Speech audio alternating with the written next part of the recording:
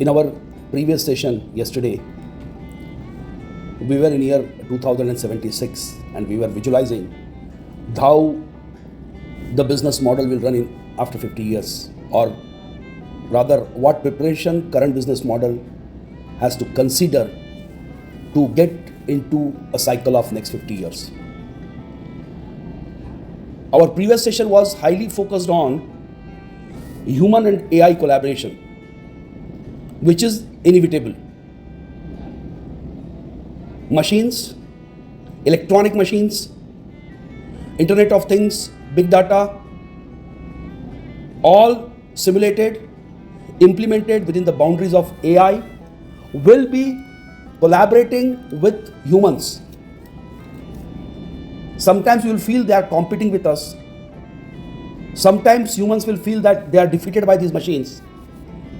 But at the end, remember one point, those machines' accuracy, the performance of machines will be purely and purely dependent on the human creativity and human intelligence. And we saw with the different perspectives yesterday on the subject, which indicates that humans have to maintain their creativity so that these machines, so-called artificial intelligence, augmented artificial intelligence, do their job to the greater extent to support the humanity.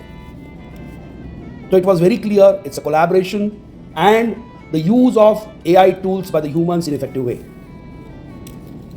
In our today's session is just an extension of the same session, but today we are going to see, when we are telling that we have a challenge to maintain our knowledge pool and creativity so that human can function very well, so that human can function in a way where they can meet the hard-pressed demands of businesses.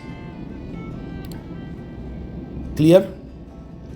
So, good evening everyone. I'm responding to the chat box messages. So, our today's topic is next generation workplace organizational architecture.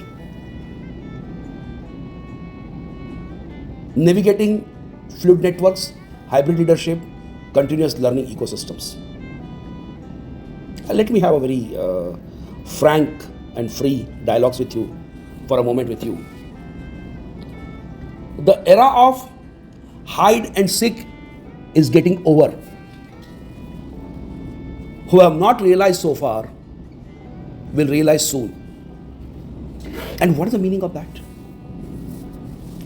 I'm allowing you to imagine now you are entering into your office premises, okay?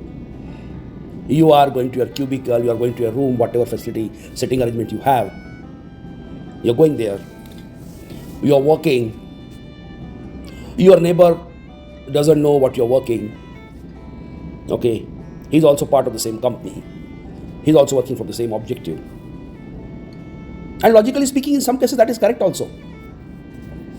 But no. When everyone is working towards the common objective of the organization, they should know what they are working. I'm going very slow on this point to trigger your idea in your brain. Something I know I'm not sharing with you. You are my colleague, you are my next door. Something you know you're not sharing with me. See, in the era of knowledge, in the era of creativity, in the era of human and machine interface at the highest extent, since these kind of silos will not work, who feel their forte in hiding the information will not work. If you are one of them, stop it today. Start working on the knowledge. And it's a very serious note on this. My seminars are very frank, very free and very applied in the knowledge. The time to come is a scale of knowledge. Who will be more analytics, who will be having more creativity, or who is practicing more creativity and creating something unique for the organization. Somebody who is collaborating the knowledge within the organization will run long in the ladder. And why it is so? Because don't feel your job or your position or your work secured, because in the time to come, You will be easily replaceable by machines. You will be easily replaceable by somebody sitting in a corner of a globe who can join your organization remotely and who can substitute 2 or 3 of you in one person who is competent to collaborate on that subject or deliver on that subject. So the concept of hiding, concept of keeping the information within and producing it only when it becomes on your name, under your nameplate, the era is getting obsolete. So work, because that exponential growth curve in the era of AI and machine and human collaboration, the organization structure which are working on the old formats, the companies will not able to perform and company will not able to maintain their existence in that era. So company will have to change their format. And that is what the theme of our today's subject is there. Immediate application, active learning strategy, designed for part-time BBA, MBA professional balancing demanding executive positions. Our format of study today. Interactive format includes live Zoom polling, real-time workplace diagnostic, group case studies, breakout sessions, live collaborations. That is what we are doing. Am I right? We are sharing our knowledge on this active learning strategy. Same will get transferred to your organizational structures. The way we are collaborating right now, organizations need to collaborate like this for their survival.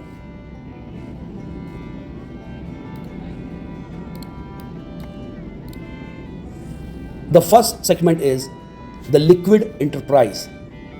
And what is that liquid enterprise? Let's see. You heard the enterprise, but what is the liquid enterprise? By what if you can imagine some enterprise which is like a water, which is easily flowable. It can go to any corner, it can make any path for itself. It can achieve to the customer, it can make the customer happy easily. It adopts everything, correct? So, the liquid enterprise, liquid entrepreneurship, liquid entrepreneur. 3 E's.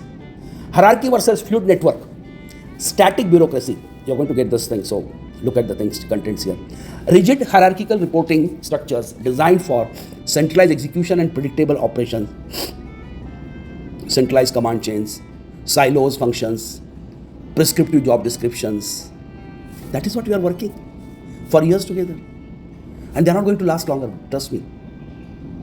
Because the fluid network concept, outcome-driven dynamic hubs organized to coordinate cross-functional talent in real-time response nodes.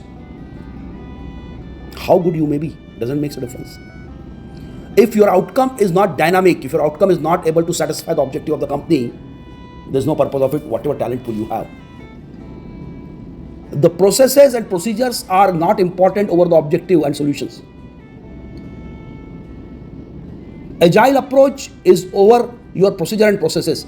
If by adopting an agile, you are bypassing your procedure and processes to get the outcome with a fair manner, with an honest manner, agile approach is correct over your procedure. What deviations you make to your current procedure and processes is a fair and honest way to meet your objective is unacceptable in the agile format. Agile format I had to explain you a couple of sessions back.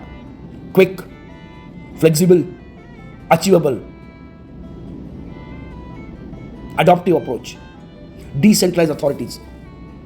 I cannot solve this, my boss is not here, or the gentleman is not here, we need to check with him. No, doesn't work like this. No subjective, no personal, no holding the responsibilities. Solution driven, objective driven will work.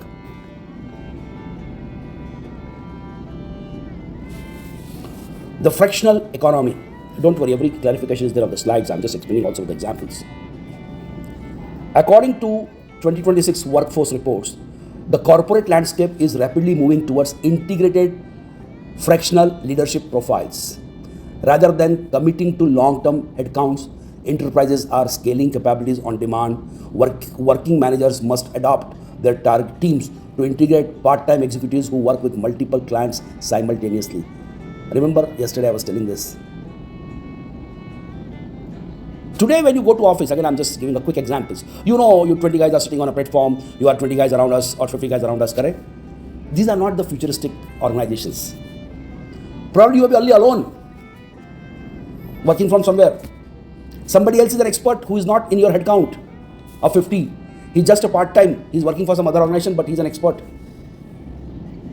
He has RTI, right to information. He has the proprietary licenses. And he is a specialist in a subject which your organization requires, say 30 man hours per month.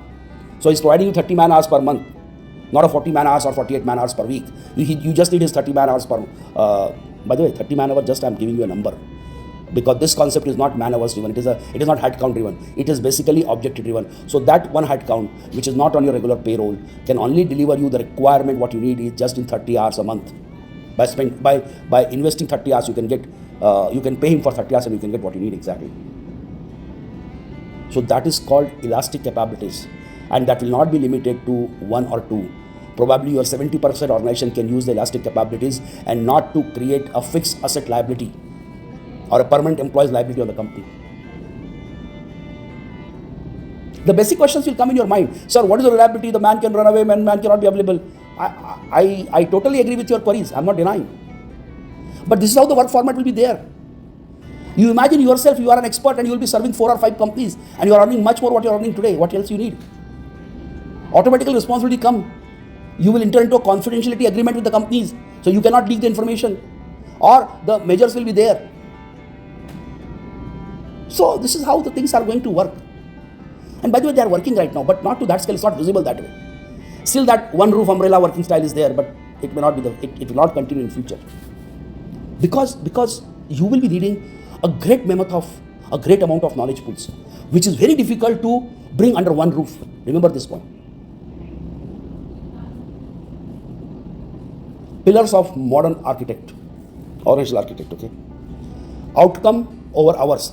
Abandoning simple presence metrics, very important. Evaluating performance strictly on deliverables, impact and quality of outputs. I'm very sincere. I'm there from 7 to 3, 8 to 4, 9 to 5. It doesn't make a difference. Your presence is not important, your outcome is important. That is point number 1. In that era of competition, your output will be a prime focus. Be clear about it. Distributed capabilities. Assembling modular human-machine teams, leveraging freelance platform and deploying on-demand niche expert. Balancing. By the way, those agentic AI yesterday what we were discussing, they may not to be a part of your organization. As human can provide you a global part-time services, similarly agentic AI will also provide you a part-time global services. They can work for you. You need not to buy that machines. Getting my point? No need to buy. So there will be an agentic AI service provider, legal expert, financial experts, operational experts.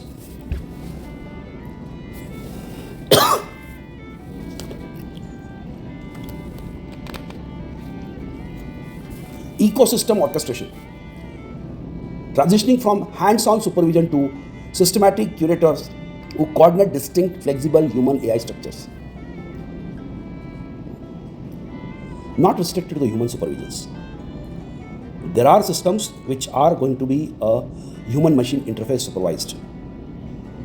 Probably if you do some basic jobs, you know that in always when we do in our engineering and when we do normal in industry, there are 3 stages of any work is there. Preparator who prepares the things, reviewer who reviews it, and third is an approver who approves it.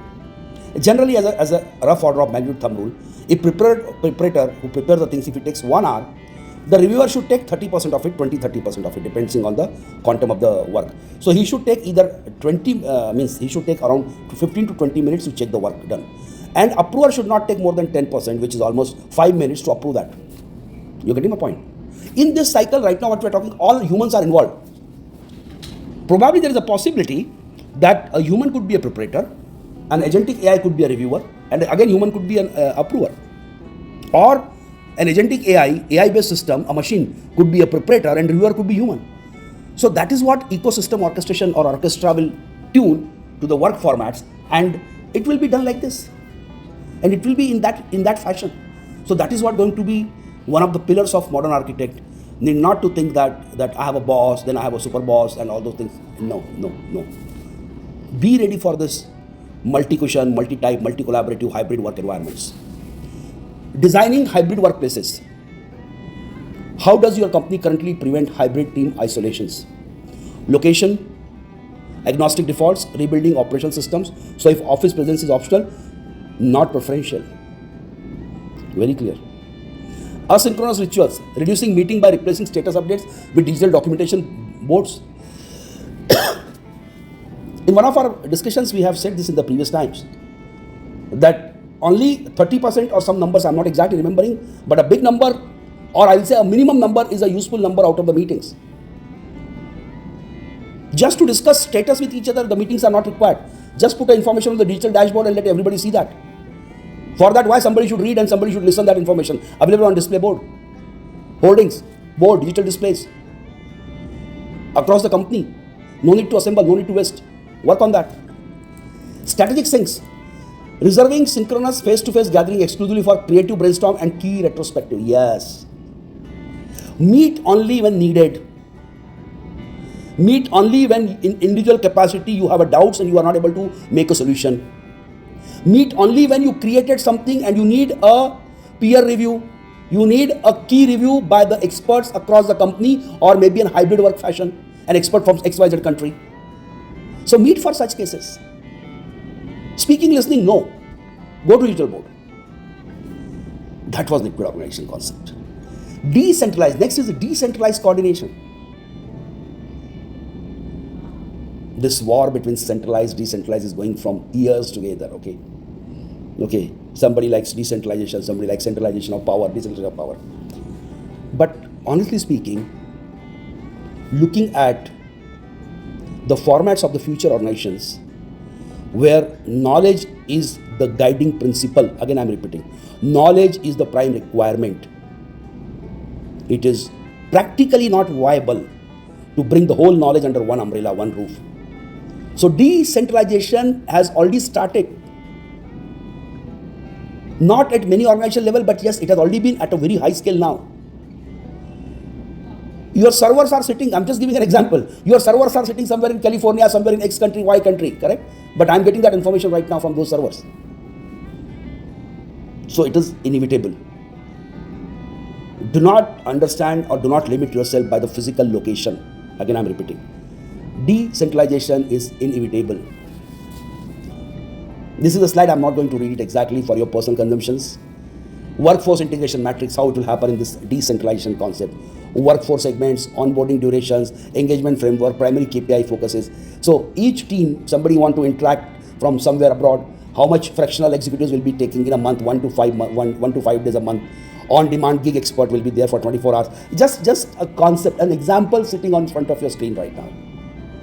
Core full-time FT, full-time experts will be there, onboarding duration. They'll be there with you on your pay scale. Somebody will be paid on the monthly basis. Somebody will be paid on the hourly basis. All these things will be there. A good matrix to learn, by the way. A good matrix to understand, in fact. And you will be one of them. Even see, AI agent and co-pilots are also there as one of the key supplier or supporter or a service provider. That will be a workforce integration matrix. Liquid integration timeline. See how quick it will be. Recruitment process 3 months, sir. Resignation 3 months, notice period 3 months, mobilization 1 month. Nobody has that much time to wait now. Start working. Be an gig expert. Be an expert online. Start next day. No problems. Because time is the money. Knowledge is the money. So time and knowledge should come immediately. Sustaining knowledge assets. Forcing explicit written handover for every initiative rather than relying on unrecorded verbal updates. Very important. When we are working in the era of knowledge pool, the transfer of information should be analog or digital, doesn't make a difference. The information should be recorded. Primarily important to record each and every event. I thought, I saw, it was like this. Good to express, but should be supported with explicit written handovers. Because that is going to go to your knowledge pool and library of the organization and maybe multiple users across your organization. Automated digest captures.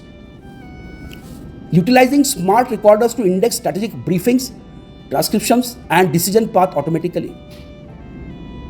No need to make an extra records. There are digest captures which will capture, which will output, which will give you a summary, which will give you briefings, which will give you collaborative informations of your last 5 meetings. Modular IP architecture.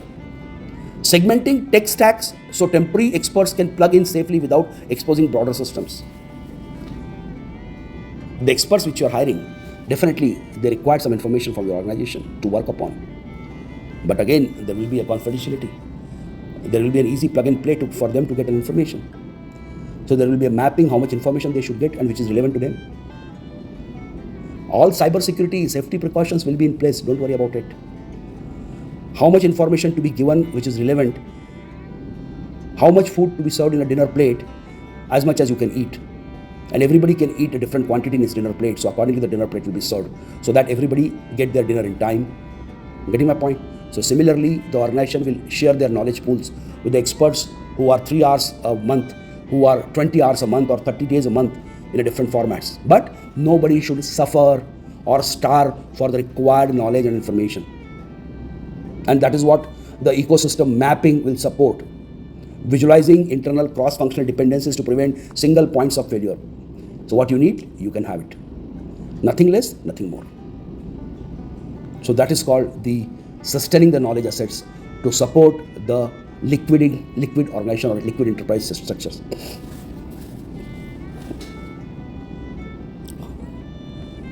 Leading a next generation workplace has nothing to do with monitoring attendance. Oh, swap the card, swap the finger, okay. Do an eyeball entry.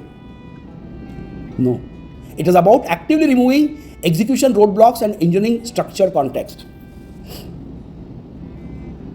काम किधर है? आप किधर है important नहीं है, काम किधर है? I'm speaking in Hindi, I'll translate in English.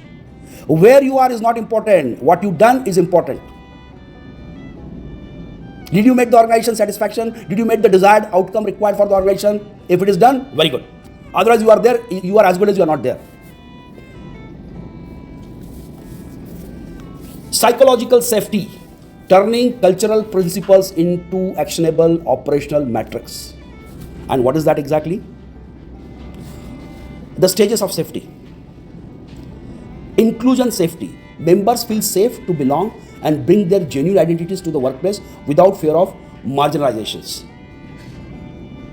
Let me read all three, then I'll collaborate together. Learner safety. Teams encourage active discovery, allowing colleagues to ask questions, admit knowledge gaps, and try new approaches. Challenger safety. Individuals feel secure to voice constructive dissent and challenge standard procedures without fear of retaliation. Freedom of expressions, freedom of knowledge concepts, freedom of clarifying the doubts, freedom of saying no in place of forcefully yes, is all the stages covered under safety. And why it is covered under safety? Because they are the risk required to be mitigated in the organization. If your employees are not able to express themselves correctly, if they are not able to explain the cause of the failure clearly, if they are not able to explain that they are deficient in that knowledge and they need to know that to add a value to the organization, all these things are safety hazard, they are risk to the organizations. You are not giving them a free platform to express, you are not giving them a free platform to learn, and in turn, you are increasing the risk of your organization. So that's why such expressions are very important. And it's not like that he need to express exclusively in front of his boss. No. Go find the solutions, discuss anywhere. Boss will never say, oh Nitin, why you went to other team? Why you discuss your problem there? Shunwada. I know I'm going to get my problem solved there. So I went and I discussed with them. Ultimately, he's working for organization, I'm working for organization. There's no label called my team, my group. Only one thing, my organization. That's all. That label is, yes, this is very important. Those silos will not survive. My team, my group, my division. No. My organization is only one cubicle. That's all. For everyone. So for my organization, you work the way you want to work. Bring the solutions the way you want to bring. Contribute the way you want to contribute. But ultimately, my organization. There are assessment tools again where we are going to look into, I'm not going to read this, but there are tools available, assessment tools available to identify such risk, where lesson learned are recorded, helps are recorded, devils of advocate recorded, correct? You will find this sheet interesting, okay? But it is a mechanism to record that safety hazard, which could be one of the big roadblocker for knowledge to flow easily, or the knowledge or the things are put on hold because of the silos of ignorance, or silos of not expressing the things correctly in front of colleagues.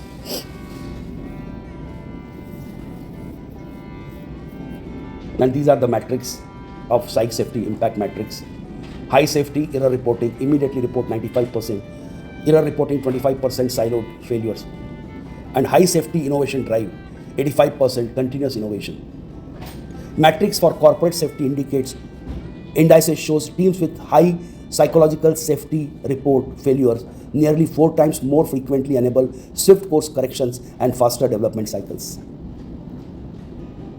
Low safety and high safety, correct? So if you are at high safety, you are continuously evolving, you are continuously migrating toward the knowledge pool. And if you are still holding your safety as you are working with a low safety margin, that means you are risking yourself. You are reporting less errors. You are not presenting your problems very frequently. No problem, we'll try to solve, we'll see tomorrow this approach. Very dangerous approach. Success or achievement can be deferred for 1 hour, but the problem statement, it could be me, it could be you, should not be even wait for 1 minute, because it grows exponentially. One impact other, another impact others, which you are not even aware at that point of time. So always the problem statement should be shared on the highest priority basis for resolution and early resolution. Safe disagreement. Reflect on a time you withheld a strategic objection. What cultural blockers silenced you? By establishing challenger safety, organizations shift from echo chambers to hubs of constructive frictions, where ideas are pressure tested before deployment. Reflect on a time you withheld a strategic objection. What cultural blocks silenced you? Everyone has his own opinion in the organizations. Okay, let's make it a very simple way. And there's a very nice picture in front of you, is there on the screen right now. A simple rod, a very light rod, everyone is holding. And say that is a strategic objective right now. But you have some reservation on that. Don't support it artificially. Remove your support. Tell, I have these observations. Let others understand your concern, and then let them resolve that concern, and then everyone supports that. Do not artificially support your strategic objectives or your objection. Don't support it when you have a strategic objection to this objective. The rod is an objective. And your finger, when you are supporting this rod, that means you are completely aligned to that objective. If you are not, if you have some strategic objection, don't support that rod. Common objective of the organization. Say, I have this concern. Probably your concern, your strategic concern or your objection word could add a great value to organization to have a sustainable objective for a longer run. So that is called safe disagreement. See, wonderful word. In simple word, say no when you want to say no. Don't say yes when you want to say no. Simple and straight. Continuous learning contracts. Designing role where professional growth is built directly into a job description. Professional growth, remember this point. I'm using a word, professional growth is a part of job description.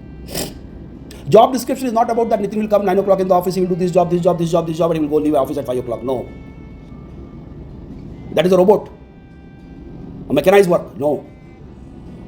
What Nitin will do is important, but at the same time, how Nitin will continue to support the organization growth, that is only possible when a job description says that as organization grow, for that Nitin also has to grow so that he can add a value every day. You know that we talk sometimes, oh, now I want to quit this job, okay, I want to go to another job now, I think there's nothing more to learn for me, okay. Correct, we discuss like this, okay. I'm not adding any value to myself, correct. No, in the coming era, your job descriptions cannot be like this. To retain a knowledge pool, you have to educate your knowledge pool also that he can add a new colors to the organization, he can add a new values to your organization. And it is only possible when you add a growth color and values to that individual. So, the organization is not only an organization. Organization is including a schooling and graduations again, regraduations again. Understood my point?